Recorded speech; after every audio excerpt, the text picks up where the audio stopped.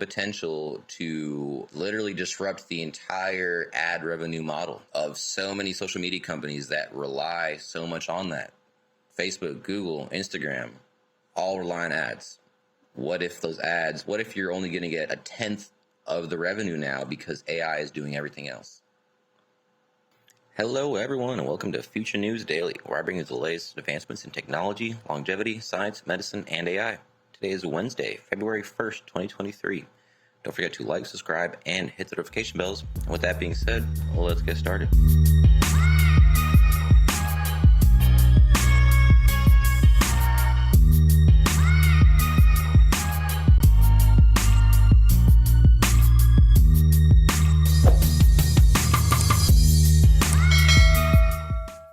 First up, XPeng Robotics completes a $100 million Series A round to develop Ridable Robots.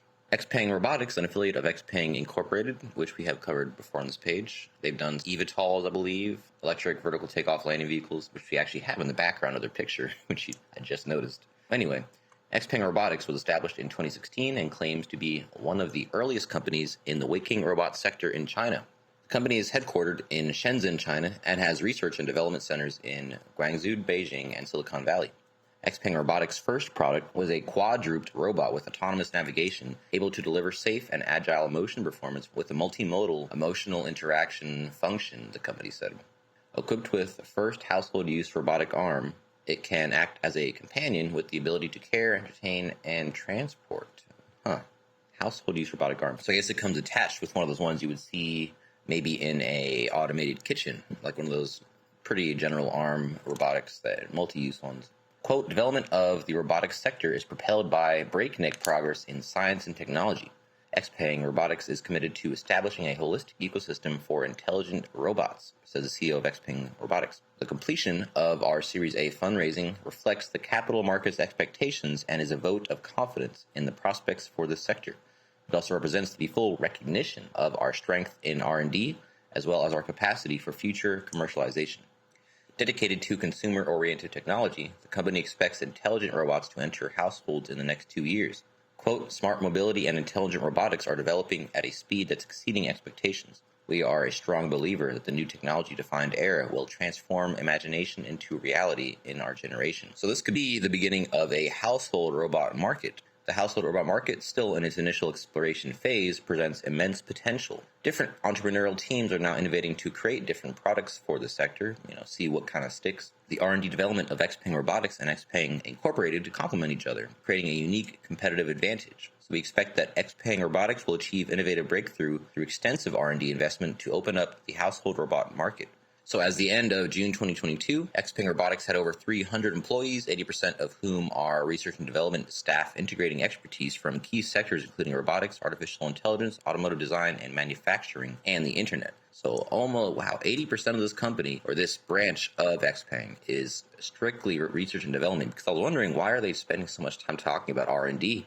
But this is why. That's 80% of the company. So they're really expecting to have some really groundbreaking discoveries or advancements made through their R&D that will really propel this iRobot-esque, minus the, if anyone's seen that movie, it's quite kind of old now, but minus, of course, the bad parts. But anyway, that's it for our first one today. Moving on.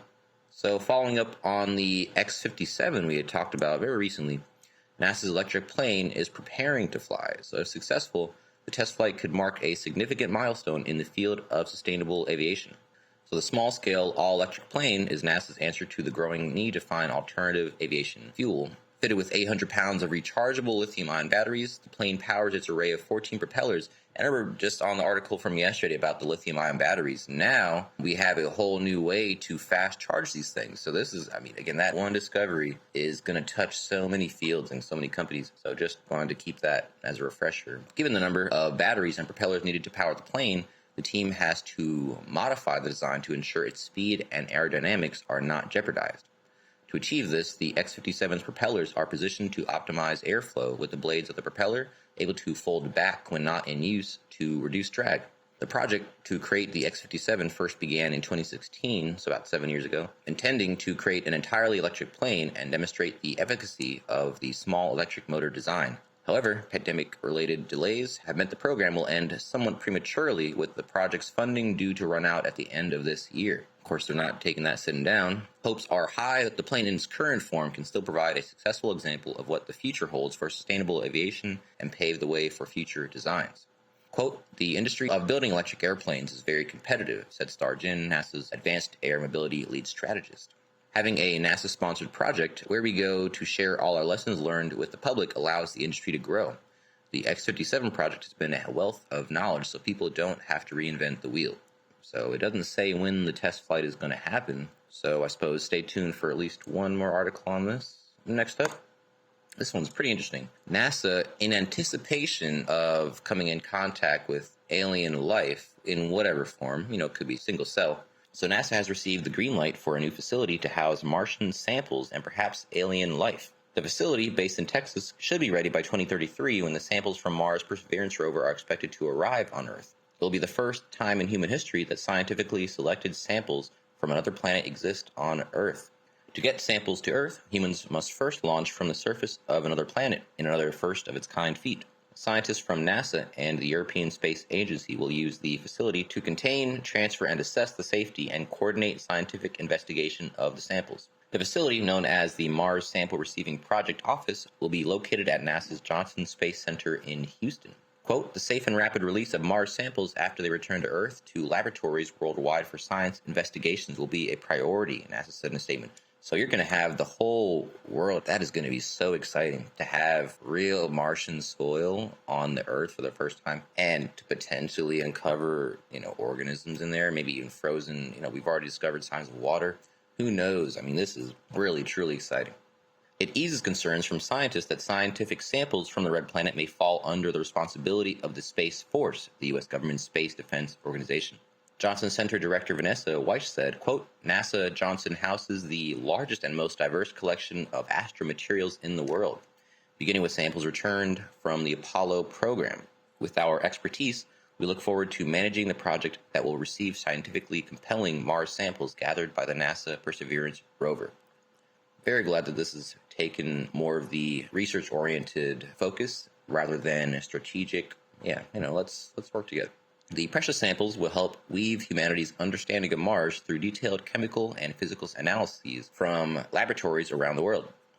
Perseverance is currently gathering samples around the Jezero crater, where scientists believe a river flowed into a lake billions of years ago. Areas like this, filled with rocks and sediments, are one of the best places on Mars to search for potential signs of ancient microbial life, potentially fossilized life. Can't wait to hear what we're going to have. Of course, it might be, unfortunately, 10 years until we actually get data back, but a lot's going to happen between now and then, so a lot to look forward to still. And the last up for you guys today, Japan's digital ad company will use AI for large-scale production of 3D ads.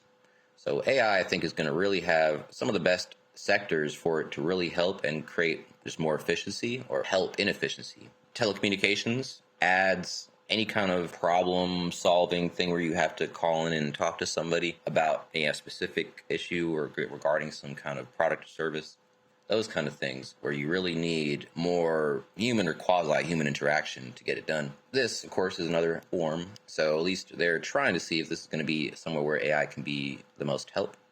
Cyber Agent, a Japanese digital advertising company, has announced they will start creating large volumes of video ads with the use of artificial intelligence. The video ads will contain 3D avatars of celebrity figures, with their mannerisms and remarks suited to each individual viewer. Cyber Agent aims to complete large-scale production within the year. Although this isn't the first time the digital ad company will use AI to produce ads, the company has already used the technology for banner ads with designs and catchphrases designed to appeal to each audience member. So I'm wondering how they're going to be able to do that, I guess by having whatever facial recognition, maybe it will garner some kind of data just within those microseconds of seeing you, or they will, the only other option is they would have to already know who you are by identification, visual, like whatever database they have, which, I don't know where that cooperation is going to come from. Maybe it might be a privatized thing where once you step into a building and your membership, you have information with that company and then they use that to tailor the ads to you. That could be a thing. Yeah, not really sure. Anyway, let's read on. The decision to venture into videos is also to prepare for metaverse services. To create the ads, the AI will use information like the type of website and the characteristics of each viewer. The characters in the video ads will have facial expressions, hairstyles, and clothing to appeal to individual viewers. Moreover, the remarks will be customized to each viewer. Initially, the ads will be screened by humans, but eventually the company expects to automate video production fully. Okay, I see. So this is more online as opposed to maybe passing something by in person. So of course they have all your metadata within the browser. So when it comes to the company's banner ads, the company will generate 30 to 40 versions based on the type of audience. Within 3 months, the company will come up with as many as 70,000 ads that will be twice as effective compared to standard banner ads. Think about how much money is going to be saved through research and development, or the lack thereof, because AI is helping you create digital marketing as well. Because, think about how much it costs just to create one really good ad or banner. Some people pay thousands of dollars. And so you're going to have just for one. And okay, so now you're getting 70,000 ads from one AI that might have cost you, $1,000 a year, if that, or if you own it, then it's free. So you're going to have an abundance of content, of advertising content. The cost is going to go to zero.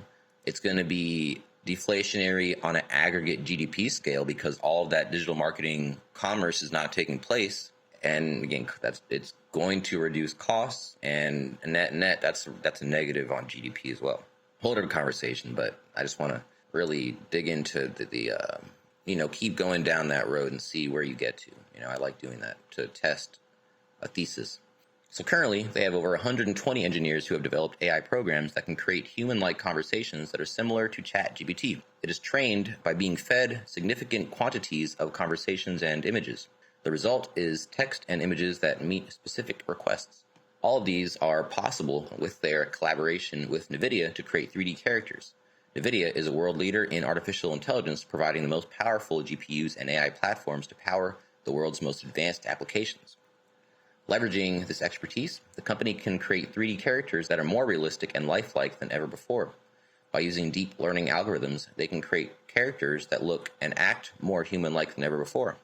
This allows them to create more effective and engaging ads to increase conversations and engagement. So overall, this combination of technologies allows the company's banner ads to quickly reach larger audiences while improving and engaging an experience tailored to each user's interests and needs. So in theory, you should have a higher impression ratio. You should have lower cost per click because you don't need as many scroll throughs to reach the same amount of people. Okay, so it's funny, I kind of jumped the gun on what they're saying. So by using machine learning algorithms, the company can target specific audiences with tailored messages that are most likely to engage them. Therefore, they're increasing the click-through rates and conversions for their clients' campaigns, therefore lowering the cost per click, saving money for the company, which in turn is taking money out of the pocket of these digital marketing companies, which really, that was Google and Facebook and what have you. And that's the biggest part of their revenue centers. So this should terrify them, to be honest, more than ChatGPT already was. So, wow, yeah, when you think about it, and that's why you got to go to the end of these conversations, because when you think about this one, AI has the potential to literally disrupt the entire ad revenue model of so many social media companies that rely so much on that.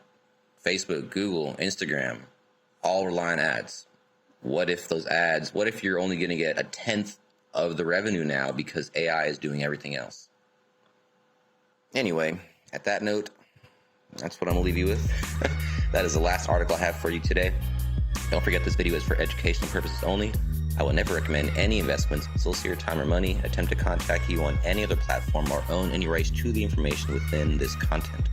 With that being said, thanks for tuning in, and I will see you in the next one.